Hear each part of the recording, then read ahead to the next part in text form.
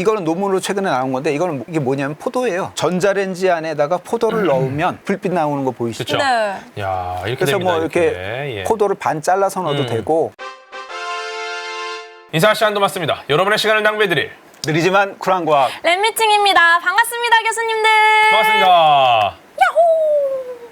이게 뭘까요? 요게 이제 우주에서 여기 태양 보이시죠? 네. 지구 보이고 이게 우주 태양광 발전이라는 겁니다. 우주 이게 태양광 발전. 예, 이게 상상도인데 예. 네. 이 중요한 게 태양광 발전 지상에서도 하잖아요. 그렇죠. 네, 맞아요. 예. 근데 뭐 우주까지 가서 태양광 발전을 왜 해야 될까요? 우주가 또 빵빵하지 않습니까, 에너지가? 네. 그러니까 빡빡한 거 가장 중요한 건 저 밑에 그림이 있습니다. 저기 지금 지구를 보시면 네. 어두운데 그러니까 저건 밤이거든요. 밤에는 네. 못 모아. 밤에는 못 하죠. 근데 정지 위성 궤도에 이렇게 위성이 떠 있으면 태양을 계속 바라보거든요. 24시간 에너지를 모을 수 있다. 그러면 태양광 발전해가지고 지구로 보내주면 되죠. 24시간.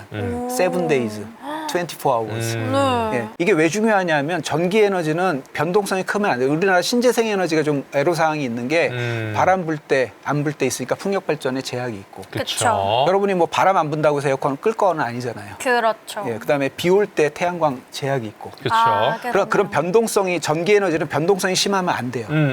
그다음에 이제 발전기하고 이렇게 아까 돌리는 발전기하고 물려서 이렇게 돼 있는데 예. 이런 변동성이 크면 돌리는 발전기 수영장 같은 데 가서 이제 수영 끝나고 나서 수영복 탈수할 때 짤순이 돌리죠. 예. 그거 이제 잘 돌다가 조용히 잘 돌다가 끝날 때쯤 되면 우당탕탕 하는 거 아시죠? 알아요. 예. 그게 이런 신재생 에너지가 변동성이 생기면 잘 돌아가고 있는 그런 발전기들이 힘이 딸리니까 그러니까. 주파수가 바뀌면서 우당탕탕 하면서 깨질 맞아요. 수가 있겠죠. 그래서 돌아가는 주파수를 일정하게 유지하는 게 되게 중요하거든요. 맞아요. 그래서 이제 핵융합 발전이 여전히 이제 그런 기저부하로서 역할을 하는 거고 마찬가지로 이제 24시간 계속 안정적으로 전원을 공급해 줄 수 있는 소스다라고 하면 굉장히 유망하겠죠. 그래서 우주 태양광 발전 자체는 이미 이것도 100년 정도 된 아이디어예요. 소련에서 처음에 이제 제시를 했고 이 아이디어를 또 이제 그럴듯하게 제시한 사람이 우리 그 유명한 SF 작가 아시모프. 아이작 아시모프. 예, 아이작 아시모프, 뭐 로봇 3원칙 이런 거 본인이 학자이기도 하셨고, 그렇죠. 근데 이분이 이제 SF를 쓰면서 이런 우주 태양광 발전을 실현 가능한 방식으로 좀 원형을 제시하기도 했다. 그게 한 100년 정도 돼요. 근데 이거에 대해서 이제 나사에서 한 70년대에 열심히 연구하다가 아유 어렵다, 접었다가 최근 저기 이제 칼텍에서 올해 1월에 그 스페이스X 팔컨 9 로켓을 실어가지고 예. 작은 테스트 버전으로 작은 돌체라고 하는 테스트 버전을 보냈다고 해요. 예. 오. 이제 다시 이제 가능성을 탐색해 보자고 그쵸. 하는 거죠. 그래서 그 미국도 이제 다시 그 가능성을 탐색하고 있는 중이고요. 이제 재밌는 거는 이제 나사에서 예전에는 펀딩했고 했는데 잘 안 됐잖아요. 예. 요번에 요 돌체는 사업가 아주 돈 많은 사업가가 펀딩을 해가지고 다시 시작을 하는 거라고 합니다. 이게 또 사업 영역으로 가면 또 가능성이 네. 있어요. 예. 미국만 그런 거 아닙니다. 유럽, 이게 유럽에서 이제 자기네들이 하려고 하는 솔라리스 계획. 아직 상상도 예, 상상도지만 이제 유럽도 하려고 하고 네. 중국도 이거 열심히 투자하고 있고. 근데 참 일본이 특이한 나라인데 나사가 포기했을 때에도 계속해요. 그리고 지도 교수님이 하던 거 제자가 이어받아서 계속해요. 대단한 또 나라입니다. 장인 정신. 예, 대단한 나라입니다. 예. 그래서 이제 태양광 발전을 했어요. 그럼 지구를 어떻게 보내죠? 지금 이 질문이 제일 많이 올랐거든요. 송전 네. 어떻게 할 거냐. 네, 네. 예. 어떻게 보내면 좋겠어요? 뭐 요거는 뭐 여러 가지 방법이 있겠죠. 전기줄을 보낼 수는 없죠. 전기줄 그러니까요. 아니면 충전해서 배터리를 지상으로 던진다. 그런 것도 있을 거고. 신박하긴 한데. 예. 네. 하지만 무선 전력 송진 이게 좀 필요하지 않을까. 네, 맞습니다. 무선 충전. 네, 그래서 이제 전자기파로 보내는데 결국은 네. 전자기파도 스펙트럼이 다양하잖아요. 그쵸. 그러면 그쵸. 우리가 이제 어떤 주파수를 선택할 것이냐. 처음에 이제 레이저를 고려를 했어요. 네. 근데 레이저는 똑같잖아요. 다시 구름 낀 날 통과 못 하죠. 안 돼. 그 다음에 다시 또 지상에서 그 레이저로 받은 빛을 전기로 바꾸려면 태양광 발전하고 똑같잖아요. 지상 아무 메리트 없죠. 그냥 모아서 던지는 거야, 모아서. 그래서 다음 페이지 보시면 전자기파를 씁니다. 그게 이제 2.45GHz나 5.8GHz 요 정도 대역의 이제 전자기파를 쓰려고 생각을 하고 있고요. 예. 요 정도 대역이 이제 선택된 뭐 여러 가지 이유가 있는데 대기 중에 손실도 적고 흐린 날도 가능하고 뭐 물론 이제 수분이 많으면 흡수가 되긴 하지만 그 예. 손실도 제일 적고 그다음에 또 이 전자기파를 받아서 다시 전기로 바꿔야 되잖아요. 네. 그럼 아까 정유회로 제가 설명드렸잖아요. 그 다이오드 성능이 가장 잘 나오는 대역이기도 하고 그래서 이제 요 대역에서 우주 태양광 발전을 하자라는 아이디어들이 이제 다 일종의 컨센서스가 좀 이루어져서 네. 연구를 하고 있고 우리나라도 이제 항우연이 아까 그 그림에서 보셨지만 위성 궤도에다가 거대한 구조물을 갖다 올려야 돼요. 네. 그러니까 그 발사체를 담당하고 전기연구원으로 장거리 무선전력 전송을 하자라고 해서 이제 좀 기초적인 실험들을 하고 있었고요. 그 다음 페이지 보시면 이제 받은 전자기파를 어떻게 전기로 바꾸는가 아까 설명해드렸던 내용입니다. 저게 파란색으로 보이는 게 다이오드예요. 다이오드인데 2.45GHz니까 초당 한 2 곱하기 10의 9승번 네. 왔다 갔다 하는 걸 굉장히 빠르잖아요. 네. 그러니까 저기 갈륨 비소 그 소재로 만들어진 다이오드고 그 위에 빨간 거는 발광 다이오드예요. 저기 지금 집에서 쓰는 중계기잖아요. 네. 거기다 이렇게 되면 오, 에너지를 발광이 받았어. 되네요. 받아서 비트로 전기로 예. 바꿔서 네. 이제 빛을 낸 거예요. 근데 개념이 똑같아요. 저 다이오드가 정류작용한다고 했잖아요. 네. 그래서 정류작용을 하는데 저 팔 있죠, 팔. 저 예. 팔의 길이가 이제 파장에 고려해서 한 건데 저게 안테나 기능을 한 거예요. 저 팔이 안테나 기능을 한 거고. 그래서 저거를 정류하는 안테나다 그래서 렉터파잉이 정류하다고 안테나 합쳐가지고 렉테나. 렉테나라고 하고 그 전기를 다시 빛으로 보여주는 일종의 간단한 데모입니다. 이거 아주 잘한 거 나사 동영상 유튜브 가시면 있습니다. 한번 보시면 좋고요. 지금 전자기파를 근처에만 대도 에너지를 바꿀 수 있다는 거죠, 지금. 네네네. 실제로 가능할 것 네, 같다. 네. 제대로만 써서 보내면은. 네. 그리고 지금 태양빛을 그대로 받아서 전기로 만드는 것보다 유리한 측면이 있기 때문에 지금 이 방식을 쓰는 거거든요. 네네, 맞습니다. 훌륭한 그 전자기파로 딱 만들어서 얘를 받기가 좀 유리하게 해놓으면은 그냥 태양 발전보다 훨씬 유리할 거다.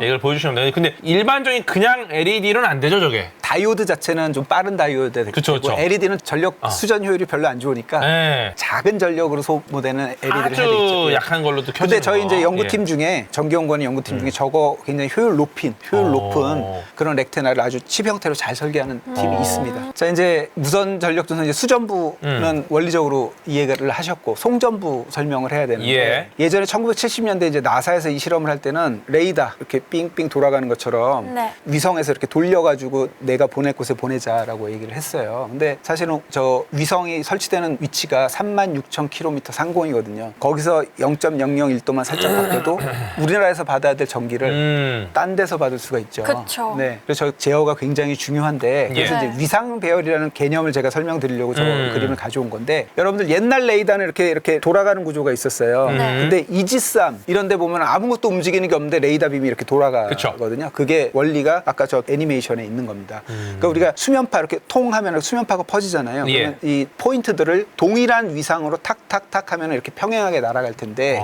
저기서처럼 위상을 조금 시간에 따라 바꾸면 네. 그 각도를 바꿀 수 있게 방향을 되죠. 바꿀 수 그쵸. 있다. 이게 위상 배열이라는 개념입니다. 위상 배열 위상 배열. 안테나. 위상 배열을 바꿈으로써 네. 방향을 바꿀 수 있다. 네, 그다음에 자연스럽게. 그 구성을 세개를 조절하면 우리가 빔을 만들어서 이렇게 조향을 할 수가 있겠죠. 어허. 전자적인 조향이니까 굉장히 빠르고 그다음에 어허. 개수가 많아지면 이게 조향 각도가 굉장히 정밀해지거든요. 정밀하게 할 수 있다. 좋습니다. 그래서 일본이 굉장히 오래 했는데 투 트랙으로 왔어요. 반도체 소자가 잘 따라왔고 그다음에 각각의 소자 위치에다가 반도체 소자를 넣으면 고출력이 아니어도 되겠지 해서 이제 한 거예요. 전기연구도 사실은 이제 그런 컨셉으로 과제를 먼저 시작을 했다가 근데 보니까 일본 애들이 투 트랙으로 가고 있다는 거예요. 왜 투 트랙이냐면 아무리 로켓 재활용한다고 해서 이제 발사비용이 낮아졌지만 여전히 우주에다가 뭐 보내는 거는 굉장히 돈이 많이 들어가는 일이잖아요. 네. 그러면은 단위 소자당 출력이 굉장히 높아야 되겠고 그다음에 우주 공간에서는 이 열받으면 식힐 수 있는 방법이 복사라는 방법밖에 없어요. 지상에서는 이렇게 대류 공기 같은 걸 해가지고 식히지만 대기가 있으니까. 네. 예. 우주 공간에서는 복사로 이렇게 냉각시키는 방법. 그냥 보내야 돼요, 보내. 예.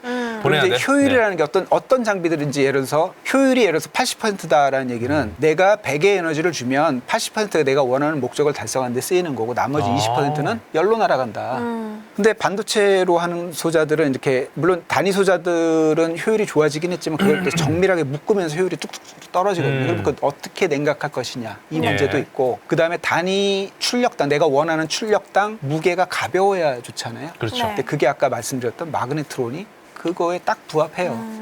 마그네트론이 되게 그런 면에서는 출력도 굉장히 높고 그 다음에 저렴하고 튼튼하고. 활용도가 굉장히 많겠네요, 네, 진짜. 네. 예. 다음 아, 페이지로 이런 보시죠. 식으로. 예, 저렇게 이제 빔. 얘가 예전에 막 돌아갔는데 돌아갈 필요 네, 없이 예. 방향을 바꿀 수 있다. 네. 아, 유리한 겁니다, 굉장히. 그래서 예. 요거 하기 위해서는 위상 배열 개념을 적용해야 된다. 네, 위상배열을 하면 이렇게 할 수 근데 이제 있다. 마그네트론이 굉장히 좋은 소자긴 한데 주파수를 보면 주파수가 하나만 나왔으면 좋겠는데 굉장히 여러 개가 나와요. 실제로 아. 저거보다 더 지저분하게 나와요. 좀 많이 퍼져서 지저분하죠. 예쁘게 그래서 나와야죠. 나와야 되는데. 오른쪽처럼 깔끔하게 만들어야 돼요. 아. 그다음에 또 이제 주파수가 하나라 하더라도 얘가 막 흔들려요. 그럼 제가 아까 위상을 제어해서 보내야 되는데 위상이 막 흔들려요. 정밀도가 떨어지는 거네요. 네, 제어가 안 돼요. 예. 그러니까 저 위상을 깔끔하게 제어하는 역할을 해야 되겠죠. 네. 그래서 제가 최근에 한 연구가 이제 저 마그네트론의 주파수를 잠그고 야. 위상을 정밀하게 제어하는 연구를 했습니다. 왼쪽 그림에 있는 거를 오른쪽 그림으로 바꾸는 연구를 하셨다. 네네네. 아, 좋습니다. 그렇게 해서 이제 기본적으로 이렇게 이게 위상 배열 컨셉을 보여주기 위해서 두 대를 만들어서 둘 다 위상 잠그고 주파수 잠그고 그다음에 상대적인 위상을 바꿔가는 실험들을 해서 이제 결과를 보여줬었고 어허. 근데 이제 아직 우주 태양광 발전이 굉장히 먼 일이니까 이제 제가 손가락 빨고 있을 수는 없잖아요. 이거 네. 어디다 쓸까 고민을 좀 하기 시작했고 예. 사실 이제 서울대 물리교육과를 예, 졸업을 예. 했는데 네. 저희 그때는 이제 탐구 토론 대회라고 해서 음. 어떤 주제에 대해서 자유롭게 탐구하는 그런 과목이 있었어요. 어. 근데 저 때 받았던 주제는 전자레인지에 전구를 넣으면 어떻게 될까? 어떻게 될 것 같으세요? 불이 켜지지 않을까요? 켜져요. 예. 왜 켜질까요? 안 켜지면 안 늘 것 같아요. 예, 안 켜지면 안 됩니다. 그죠? 왜냐하면 이게 아까 백열 전구를 집어넣잖아요. 그럼 그 안에 이렇게 필라멘트가 있잖아요. 그러면 예. 60Hz에도 그렇게 가열이 되는 것처럼 전자기파에도 이 전자가 막 왔다 갔다 하면서 이게 가열이 돼요. 그래서 빛이 나요. 어허. 그래서 동영상 같은 거 찾아보시면 이렇게 너무 뜨거워서 터지지 않도록 비커에다 물 담아놓고 백열 전구 넣고 전자레인지 돌리면 불 나와요. 불 나오기도 하고 또 다른 메커니즘이 불이 또 다른 메커니즘이 있어요. 거기서 필라멘트를 거치하기 위한 이렇게 전극이 있는데 이게 뾰족하잖아요. 그럼 아까 전기장이 세게 걸리거든요. 아크방전? 전자가 튀어나와요. 예. 그게 이게 금속이라 좀 위험할 수 있죠. 터져요. 예. 놔두면 아크방전. 예. 그래서 실제 넣으면 안 됩니다. 네. 예, 이 아크방전 일어나면은 잘못하면 전자레인지 자체 고장이 나버려요. 저희가 실험했던 전자레인지는 고장이 안 나고 아. 멀쩡했다라는. 다행입니다. 예.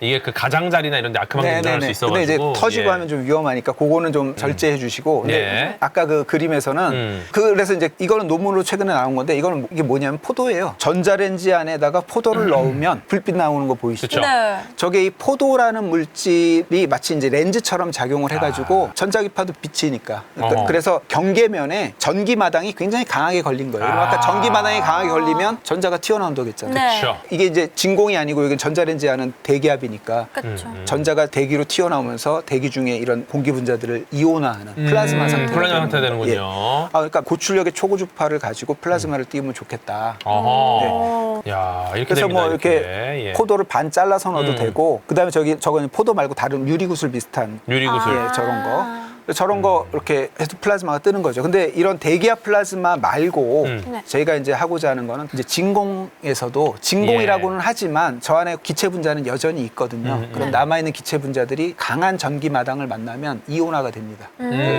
진공 플라즈마라고 하는데 그 플라즈마가 어디 쓰이냐면 반도체 공정에 쓰입니다. 어허. 그리고 반도체 회로를 이렇게 깎아내는 데도 쓰이고 아니면 저걸 쌓는 데도 쓰이고 그런 공정에 쓰이는 거고요. 그리고 이런 방막, 그래핀 같은 이런 방막 같은 데도 쓰이고요. 방막 굉장히 얇은 막을 말씀하시는 네. 거고요. 예. 지금 반도체 공정이 자꾸 작아진다라고 했잖아요. 예, 나노미터 공정. 그래서 노광도 EUV 광원 가지고 노광을 아주 작게 해야 되고 그다음에 요 반도체 구조가 이렇게 3차원 구조로 되면서 나노미터 어토믹 레이어 정도가 되는 나노미터보다 작은 거죠. 그러니까 어토믹 레이어 정도가 되는 그런 스케일로 어허. 절연 코팅을 한다든가 이런 일들을 해야 돼요. 어토믹 레이어의 그런 방막 공정이 굉장히 중요해지는데 그래서 이제 지금은 13.56MHz를 가지고 플라즈마를 만들고 그 플라즈마를 가지고 이런 반도체 공정들을 하고 있어요. 근데 이제 여러 가지 논문이나 트렌드를 보면 제가 2.45GHz라고 했잖아요. 13.56MHz보다 거의 뭐 1000배, 뭐 500배 이 정도 주파수가 높은 그렇게 만든 플라즈마는 여러 가지 이제 공정할 때 특성이 좋다라고 해요. 그 특성이 좋아서 그런 방막들이 더 잘 만들어질 거다. 근데 이제 문제가 있습니다. 문제가 뭐냐면 13.56MHz는 아까 주파수가 낮으니까 파장이 주파수와 파장을 곱한 게 광속이니까 광속은 일정해야 되죠. 주파수가 낮아지면 파장이 곱해서 일정해야 되니까. 길어진. 네, 길어져야 되죠. 그러니까 13.56MHz는 우리가 보통 이제 반도체 300mm 웨이퍼 사이즈가 있으면 그보다 훨씬 커요. 그러니까 이 플라즈마가 균일도가 문제가 없어요. 근데 이 마이크로웨이브는 파장이 짧아요. 그러니까 웨이퍼보다 작을 수 있어요. 그러니까 플라즈마가 균일하지 않아요. 그런 문제가 있는데 제가 아까 무선 전력 전송을 하기 위해서 마그네트론의 주파수를 잠그고 위상을 제어한다고 했잖아요. 그걸 이제 한번 적용시켜 본 거예요. 그래서 여기 마그네트론 한 대, 두 대 위상 제어된 마그네트론을 해서 예. 이렇게 두 개의 위상이 같을 때에는 요런 모양이 왼쪽 아래 모양이 나오고 두 개의 위상이 180도 틀어졌을 때는 이게 잘 보시면 이렇게 90도 돌아간 모양이 나오죠. 그래서 저희가 이거를 위상을 전기적으로 제어는 굉장히 빠르게 할 수 있으니까 예. 초당 한 500Hz, 초당 500번 왔다 갔다 한 거예요. 예. 네. 그럼 이렇게 돌아가죠. 아까 불균이란 문제를 해결할 수 있지 않을까. 불균이라면 일단 효율이 떨어지니까 예, 예, 예. 최대한 균일하게 만드는 도전을 하고 계신 겁니다. 네네. 예, 이렇게 보시면 될 것 그래서 같아요. 요 연구를 이제 지금 예. 막 시작을 했고요. 그러니까 13.56MHz는 일본, 유럽 중심으로 너무 잘 돼 있고 국내에서 조금 하긴 하지만 우리가 좀 늦었어요. 그렇지만 이거는 이제 미래에 반드시 가야 되는 기술 분야라고 생각을 하고 요 분야를 좀 연구를 시리어스하게 해보려고 이제 하고 있습니다. 좋습니다. 네. 그래서 이제 제가 저희 연구원 했던 얘기도 설명을 드렸고 예. 제가 하는 연구도 이제 중간중간 설명을 드렸고요. 예. 그리고 사실 제가 했던 얘기는 전기를 뜬 알갱이, 뭐 음이온 얘기랑 그다음에 테라헤르츠 얘기했잖아요. 테라헤르츠는 적외선보다도 더 멀리 있어서 원적외선이라고도 불러요. 원적외선. 원거리에 있는 예, 적외선이다. 예, 예. 그래서 원적외선. 사실은 이제 제가 한 연구를 통속적인 용어로 바꾸면 음이온과 원적외선 얘기다라고 봐도 상관은 없습니다. 근데 대표적으로 유사과학에서 많이 쓰이는. 예, 맞습니다. 그래서 테라헤르츠 팔찌 검색해 보시면 여러분들 잘 나옵니다. 건강팔찌. 저희 게르마늄 팔찌인데요. 네. 그렇죠. 뭐 전혀 거짓말은 아닙니다. 아까 제가 어머니 아버님 좋아하시는. 우리도 온도를 갖고 있으면은 빛을 낸다. 네. 게르마늄도 우리 체온으로 정도로 가열하면 빛이 그럼요. 나오는데 그게 헬로키티 시계도 나옵니다. 예. 뭐 맞아요. 근데 그게 정말 건강에 좋냐? 이거는 뭐 퀘스천어블. 모든 시계 다 나와요. 예, 예. 밝혀진 바는 없고 그다음에 음이온 이제 사람들이 들으니까 음이온이 건강에 좋다. 근데 이제 음이온을 어떻게 만들어? 침대에다가 놔둔 방사선 나오니까 거기서 이제 방사선 붕괴하면서 나온 전자가 이온화하고 뭐 하는 그런 거죠. 난리 났잖아요. 무겁기 네. 때문에 또 잘 안 빠지고 그래서 엎드려 지금- 자면 큰일 나고. 네, 그래서 지금 제가 아까 과학 문화가 중요한데 단순히 익숙해지기만 해서는 안 된다. 제가 이 얘기를 하고 싶었던 거예요. 원리를 이해해야지. 들어보니까 익숙해. 그리고 학교 다닐 때 선생님들이 했던 용어야. 그러면은 권위의 오류. 좋은 것 같아. 그런 분들이 다 알아서 하셨으니까 좋겠지. 그럼 권위의 오류에 굴복하는 게 과학의 적이거든요, 그게. 그렇죠. 과학하는 사람은 그렇게 하면 안 되고 사람은 생각을 두 가지 시스템을 가지고 한다 그래요. 그러니까 시스템 사고 1하고 시스템 사고 2라고 하는데 하나는 그냥 딱 보고 바로 판단해 버리는 거. 하나는 곰곰이 생각해 보는 거. 원리 따져가면서. 근데 시스템 사고 1은 우리가 딱 뭔가 밀림에서 뭔가 움직이는 거 봤을 때 저게 뭘까? 논리적으로 탐구하고 색깔은 뭐고 털이 있구나. 사자네. 그러다가 잡혀 먹기잖아요. 꿀꺽. 네. 그러니까 우리가 생존을 하기 위해서 본능적으로 탑재되어 있는 게 시스템 사고 1이에요. 시스템 사고 2는 본능적이진 않지만 따져보는 능력. 근데 과학하는 거는 사실은 시스템 사고 2를 개발하는 거거든요. 시스템 사고 1은 이미 우리가 본능적으로 탑재를 하고 있어요. 근데 그런 인지 편향에 빠지게 되면 사이비 과학 이런 데 빠져들기가 너무 쉽죠. 그렇죠. 시스템 사고 1을 갖고 있는 사람들이 훨씬 많아요. 왜냐면은 위기의 순간에 시스템 사고 2가 작동한 사람들은 다 잡아먹혔어. 맞아요. 기본적으로 1이 있어야 바로 도망칩니다. 네. 뒤도 안 보고. 그리고- 그러다 보니까 우리는 맞아요. 시스템 사고 2가 많이 부족한 상황이죠. 근데 우리가 과학기술 용어, 아까 제가 용어도 많이 말씀드렸는데 그게 이해하지 않고 단순히 익숙해지기만 해서는 저런 과학의 적들 혹은 사기꾼들한테 속아 넘어가기 쉬운 시대다. 우리가 과학기술 시대를 살고 있기 때문에 이런 용어에 익숙해지기만 해서는 안 되고 잘 이해해야 한다. 그래서 여러분들이 원리를 이해하면 이런 가치 판단을 내려야 되는 순간들이 옵니다. 그러니까 그런 기술 주권자로서 여러분들의 과학적 이해를 좀 넓히시라. 맞습니다. 네. 이 얘기를 끝으로 예. 마칠까 합니다. 감사합니다. 저는 개인적으로 지금 박사님 말씀하신 익숙해지는 것만으로는 안 된다. 이걸 이해해야 된다. 저는 좀 나아가서 익숙해지고 이 이해에도 익숙해져야 돼요. 제가 볼 때는. 왜냐면은 지금 사실 현대 사회는 사이비 과학자들이 훨씬 더 승리하고 있는 사회예요. 그들은 키워드에 사람들이 익숙하게 만들고 그들이 내놓은 어쩌면은 정확하지 않은 오류가 많은 결과에 사람들이 익숙해져 있어요. 맞아요. 거기에 달린 댓글들에 사람들이 익숙해져 있고.